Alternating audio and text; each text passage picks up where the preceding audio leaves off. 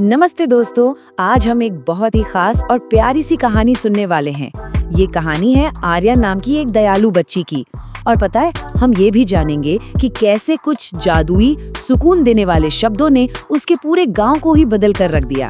तो बिना किसी देरी के आर्या और शांति के जादुई शब्दों के सफर की शुरुआत करते हैं। एक बहुत ही खूबसूरत सा गाँव था, बिल्कुल वैसा ही जैसा हम कहानियों में सुनते हैं। वहीं आर्या नाम की एक छोटी सी बच्ची रहती थी। आर्या सच में बहुत दयालु थी। उसे दूसरों की मदद करने में बहुत मजा आता था। अगर गांव में कोई भी उदास या परेशान दिखता ना, तो आर्या तुरंत वहां पहुंच जाती थी। उसका दिल वाकई बहुत बड़ा था। लेकिन फिर अचानक एक दिन गांव में एकदम काले बादल छा गए। बहुत तेज और डरावना तूफान आ गया। बारिश इतनी तेज थी कि कई घरों में पानी भर गया और गांव के बहुत सारे लोग बीमार पड़ गए। हालात इतने खराब हो गए कि बेचारे बच्चे तो डर के मारे घर से बाहर खेलने तक नहीं निकले। पूरा का पूरा गांव जैसे गहरी उदासी में डूब गया था। अब जरा सोचिए, जब आसपास का माहौल इतना मुश्किल हो, सब लोग डरे हुए हों, उदास हों, तो ऐसे में उन्हें किस चीज से सुकून मिल सकता है? मन की शांति आखिर कैसे वापस आ सकती है? खैर, यहीं पर आर्या ने कुछ ऐसा किया जिसने सच में कमाल कर दिया। चलिए देखते हैं आगे क्या हुआ। हुआ यूं कि आर्या ने देखा उसकी पड़ोस में रहने वाली दादी बहुत उदास बैठी हुई हैं। वो बिना कुछ सोचे तुरंत उनके पास गई, उनका हाथ पकड़ा और बड़े ही प्यार से बोली, दादी आप प्लीज चिंता मत कीजिए, सब बिल्कुल ठीक हो जाएगा।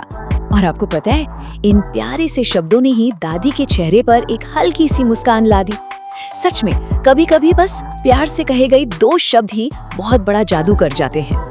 आर्या की ये मीठी बातें सुनकर दादी मुस्कुराईं और फिर उन्होंने आर्या को एक बहुत ही खास बात बताई। दादी ने कहा, बेटा जब भी मन में डर हो या कोई दुख सताए ना, तो हमें ये शांति मंत्र बोलना चाहिए। फिर दादी ने आंखें बंद की और धीरे धीरे एक मंत्र सुनाया, ओम सर्वे भवन्तु सुखिनः। दादी ने बताया कि ये कोई मामूली मंत्र नहीं, बल्कि सुकून का एक जादुई मंत्र है। अब जाहिर है, आर्या ने पूछा, दादी आखिर इस मंत्र का मतलब क्या है? दादी ने बड़े ही प्यार से समझाया कि इस मंत्र में हम 3 बहुत ही जादुई प्रार्थनाएं करते हैं। पहला, सभी लोग हमेशा खुश रहें। दूसरा, सभी लोग स्वस्थ रहें, किसी को कोई बीमारी ना हो। और तीसरा, इस दुनिया में किसी को भी कोई दुख ना मिले। मतलब सोचिए, हम सिर्फ अपने लिए नहीं, बल्कि पूरी दुनिया की खुशी और सेहत की कामना कर रहे हैं। आर्या को इस मंत्र का संदेश इतना अच्छा लगा कि उसने इसे तुरंत अपने सभी दोस्तों को भी सिखा दिया। और फिर क्या था, सभी बच्चों ने मिलकर रोज सुबह स्कूल में इस मंत्र को एक साथ गाना शुरू कर दिया। देखते ही देखते उनकी इस प्यारी सी सुबह की प्रार्थना ने पूरे स्कूल का माहौल ही बदल के रख दिया। और सबसे अच्छी बात क्या हुई पता है? बात सिर्फ मंत्र गाने तक ही नहीं रुकी। इस मंत्र ने बच्चों को सच में एक दूसरे की मदद करने के लिए प्रेरित किया। जो लोग बीमार थे, बच्चे उनका ध्यान रखने लगे। उदास चेहरों पर वो मुस्कान वापस लाने लगे। सब मिलकर एक दूसरे की परवाह करने लगे थे। और इसी वजह से पूरा गांव धीरे धीरे फिर से खुशियों से खिल उठा। अब जब बच्चे इतने शानदार काम कर रहे थे, तो स्कूल के शिक्षक भी पूरी तरह से हैरान रह गए।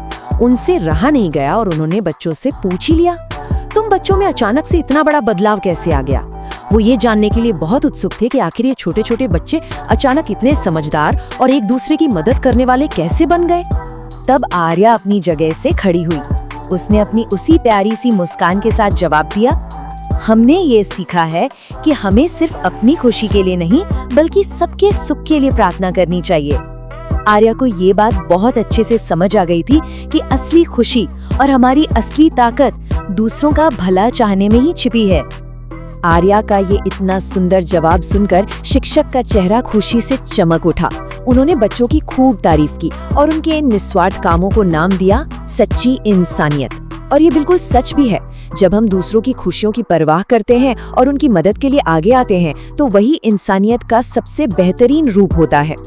बस फिर क्या था, कुछ ही दिनों में उस खौफनाक तूफान का डर गांव से बिल्कुल गायब हो गया। गांव के लोग फिर से एक हो गए। अब हर सुबह वहां बच्चों के गाए उस प्यारे से मंत्र की मीठी आवाज गूंजती थी। उस शांति भरी आवाज को सुनकर ही गांव के हर व्यक्ति के चेहरे पर एक बड़ी सी मुस्कान आ जाती थी। तो दोस्तों, हमारी आज की इस कहानी से हमें क्या सीख मिलती है? सबसे बड़ी सीख यही है कि हमें हमेशा सभी की खुशी, स्वास्थ्य और भलाई की कामना करनी चाहिए। बिना किसी स्वार्थ के दूसरों की मदद करना ही सच्ची अच्छाई है। जब हम दिल से दूसरों का भला चाहते हैं ना, तो हम सचमुच इस दुनिया को रहने के लिए एक बहुत ही खूबसूरत जगह बना देते हैं। अब आज के इस सफर को खत्म करने से पहले मैं चाहता हूँ कि हम सब जरा इस बारे में सोचें। अगर एक छोटी सी बच्ची की प्रार्थना और उसकी मदद से पूरा का पूरा गांव बदल सकता है, तो क्या होगा अगर दुनिया के सभी बच्चे एक दूसरे की खुशी की कामना करने लगे? सोचिए वो दुनिया कितनी जादुई होगी। आप लोग भी अपनी जिंदगी में इस जादुई मंत्र को जरूर आजमाइएगा। आज की इस कहानी में हमारे साथ जुड़ने के लिए बहुत बहुत धन्यवाद।